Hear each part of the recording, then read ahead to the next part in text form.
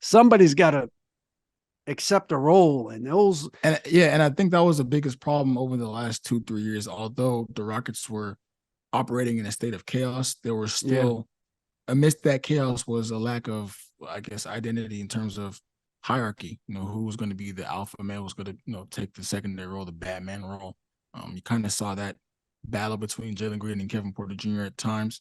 Now with Fred coming in, you would assume he is the quote unquote guy in the clubhouse, and then who's coming after him? That's going to be the real question because, as you said, there's only one ball.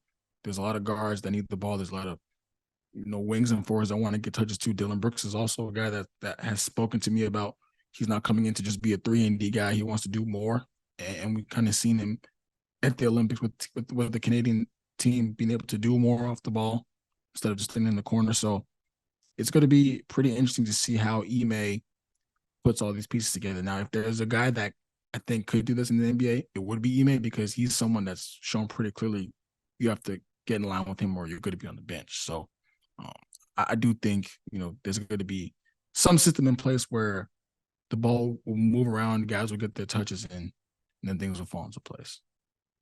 And, we haven't even mentioned the guy who might be the breakout year of them all, the big man down low. Sengun. I know based on how Ime plays and, his penchant for defense, we've seen him with the center as kind of like the defensive enforcer, rebounder, hub, but the ball's running on the wing, and he's got a lot of wing players. Is there a home in the I don't want to say Ime ecosystem, but in the Ime universe, is there a home for a post-up big man who gets buckets and at any point could just kind of take over a game?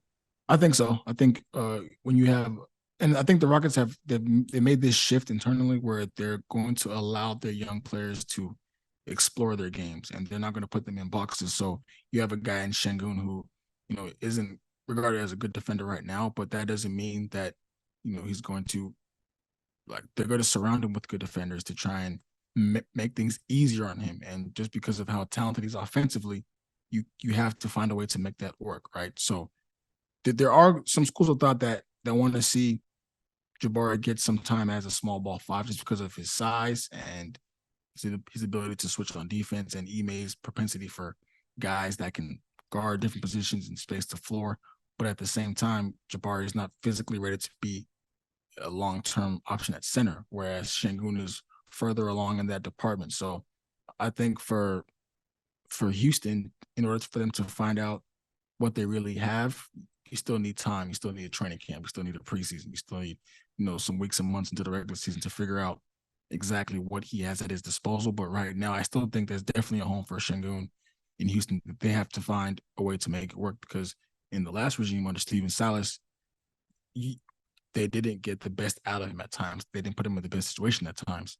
Now you're coming into a whole new coaching staff. The thinking is that they'll be able to kind of pick up the pieces of the last 2 years and really push this thing along forward. Man, how bad was it, Kelly? It was awful.